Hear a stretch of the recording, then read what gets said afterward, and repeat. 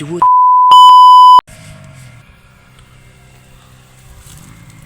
The hell. Wait. Satu, dua.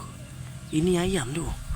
Mula-mula tadi aku nak pastikan ini mungkin ayam tiruan kan, mungkin hiasan. Tapi kalau ayam hiasan, tak mungkin ada lalat kat sini.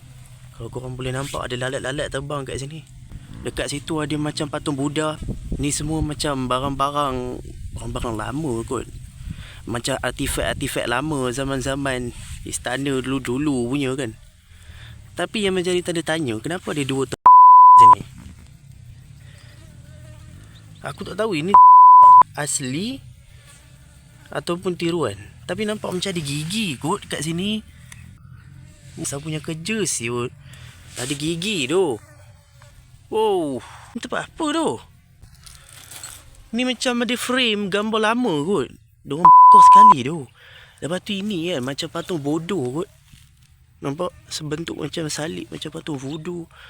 Ni tempat kan. Dah berapa lama kat sini tu? Macam mana nak pergi polis? Gila tu, ini dekat tepi Sungai Perak tu. Guys, ni tempat aku lepak kot. Selalu aku lepak kat atas tu. Kat atas tu ada pondok. Tempat aku lepak selalu petang-petang. Sekarang ni 8 bulan 9, pukul 3.30 kan. Oh gila tu. Aku saya jalan-jalan je dekat sini.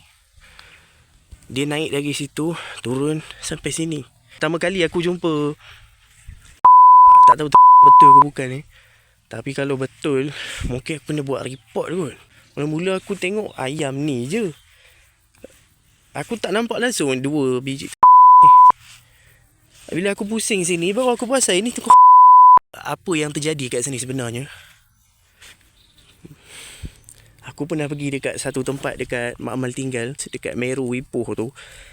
Macam ni juga ada kesan terbang.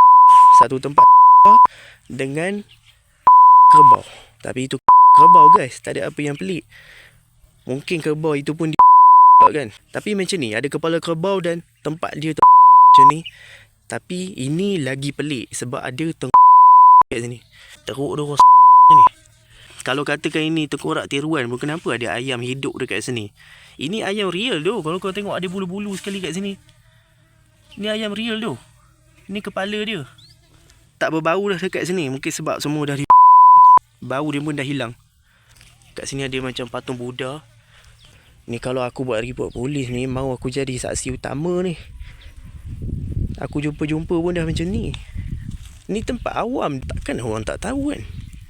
Ni macam baru lagi ni. Ni mesti baru beberapa hari ni. Aku nak cari sekeliling tempat ni. Cuba nak pastikan tempat ni apa yang terjadi sebenarnya. Dekat sini ada bank note. Aku takkan sentuh apa-apa. Jangan risau. Aku pun tak pakai glove apa-apa. So aku tunjuk video je. Ini hell bank note. Tak tahu kenapa. Duit neraka maksud dia. Lepas tu dekat situ ada colok. Nampak merah-merah tu kan. Ada colok dekat situ. Itu je yang aku jumpa. Area-area sini. Tengok dari alat-alat ni semua pun. Bingkai frame dekat sini. Mungkin ada gambar kot. Mungkin. Dari sini tadilah mula-mula aku ingat tempurung kelapa. Bila kita pusing kat sini, baru nampak fizikal dia.